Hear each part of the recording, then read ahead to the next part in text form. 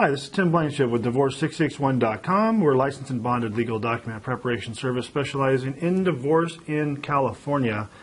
Today we're talking about how to prepare your divorce judgment in California, and specifically how to submit your divorce judgment. First, I want to just comment.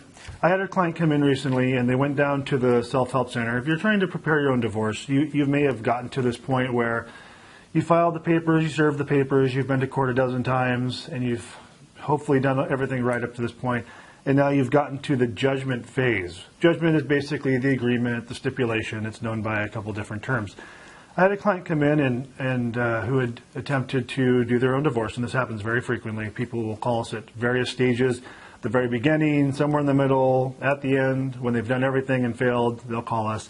But this client came in and they brought the documents from the court. I don't know if you can see this. This is probably 40, 50 pages. I should have counted them. This is the judgment, and this is just one step, and hopefully the last step of your divorce. But this is probably a good 40, 50 pages, and this just represents the last step of the divorce. There has been many, many things you would have had to do to get to this point, and the court actually thinks you can do this. So this client got this package and just basically threw it down on our desk and said, I can't deal with this anymore. Can you help us? So that's the first thing I want to talk about is if you're doing your own divorce, it's going to be very difficult. This is, again, a 50-page judgment, and this is the last phase. You would have had to go through a lot of issues up to this point.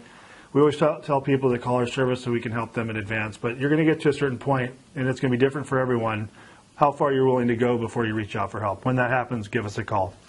But if you're going to ignore me, which is fine, and you're going to submit your judgment on your own, there's a certain way you need to do it. You need to, so we're going to go through these steps on how to prepare, because a lot of people just mail it in and think they're done. So we want to at least help those folks who perhaps have more time than money and don't want to use our service to do it on their own. First of all, you're going to need 4 copies of everything. So every form, every document that's in here, you're going to need 4 copies. So you have an original and 4 copies of everything.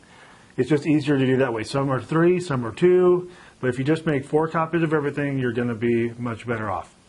When you submit your judgment, you're going to need to have 3 sets of envelopes addressed from the court. Now you're going to have to do this.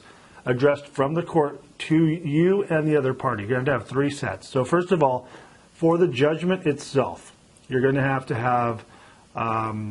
2 envelopes from the court, and these are going to be like the 9x12, like the large envelopes, so they can mail it unfolded because the judgment's usually the thicker part.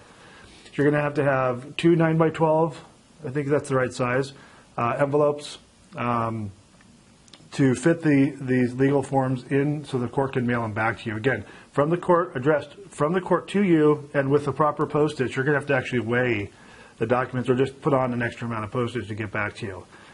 The next envelopes you're going to have, the second set, is going to be a regular envelope, and you just need a single stamp, first class stamp, and that's going to be for the notice of entry of judgment. It's a separate form.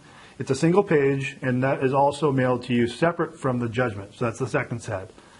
The third set, let's see if I can remember here.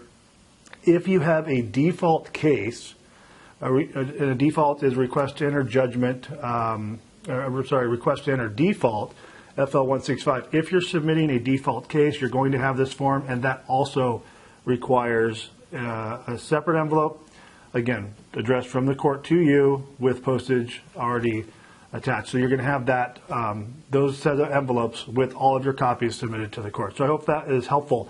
I'm actually going to scan this and I'm going to put it into a slide share so that I can make this available to those people that are looking to do this on their own. And then if you get stuck, call us and we'd love to help you out, of course. So go ahead and I'll link this. If you're watching this video on YouTube, click the link below and I will send you right to the article that'll have the screen share, not the screen share, but the slide share, where you can go through those documents and see all the forms. You could probably even print them out.